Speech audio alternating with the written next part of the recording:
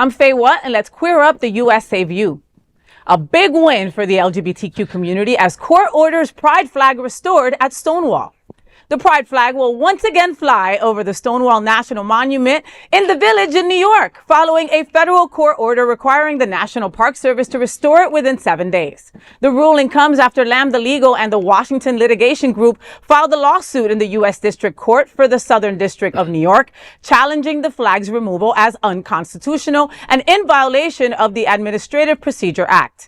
The National Park Service had removed the flag under a January 21st memorandum issued by Director Jessica Bowron, which restricted displays at national parks to official government flags with limited exceptions.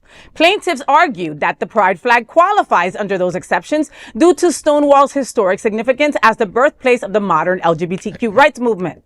The court agreed, finding the policy was applied unlawfully in this case. Attorney Alexander Chrisfach said, quote, "This is a complete victory for our clients and for the LGBTQ plus community," end quote. As part of the settlement, the pride flag will now be permanently displayed at the monument's official flagpole. And I couldn't be happier because, folks, you can't erase history with a memo. All right? Like, the pride flag belongs at Stonewall, period. It's not just fabric. It's a symbol of resistance, resilience, and revolution. Taking it down and, we're going to put it right back up with some glitter attached, okay? I mean, the reality is that Stonewall riots are like our Civil War. They are like our 9/11. Like, it's such an important historical part of our LGBTQ plus history. And that flag goes with it. Taking down that flag was like a slap in the face, I felt. No, what do you boys think? I hear you, Faye. It's just like, when I hear big win, I'm like, this is what we're considering big wins now. There's so much going on. There's so much that we had gained over the last 50 years that now our version of a big win is to just keep flags from being torn down while they're murdering our people and going after immigrants and just all this. I think it's an overall positive story. I just want us as a community to demand more of ourselves. Alex, I totally understand what you're saying, but we also have to celebrate the victories wherever they come because they're few and far apart, kid. I mean, you know what I mean? I hear you. I know. I'm just going to be the negative Nancy. I'm sorry. No, but I agree to some extent that it's really disgusting that we're celebrating this, really something that should not even be on for discussion. Yeah. I mean, the fact that you're taking down the colors of the paint on the roads and you're wanting to take down flags and to be celebrating that after 50 years or 60 what these people did. Yeah.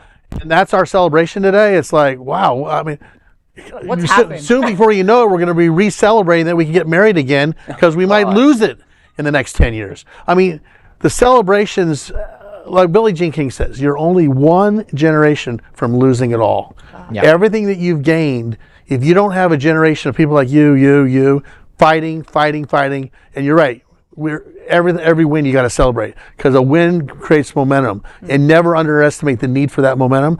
But to be thinking that we, from your point, have to be talking about it is so stupid. Yeah. But the point is you got to celebrate it. Yeah. Well, yeah, I would like to put this sort of in the mosaic of a bigger picture. Boise passed, Idaho passed a law saying you can't fly the pride flag.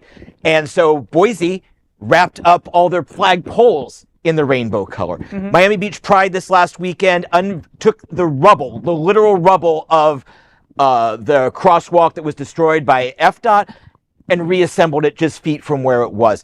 We got Trump's name off Seagrape Boulevard in Lauderdale by the Sea.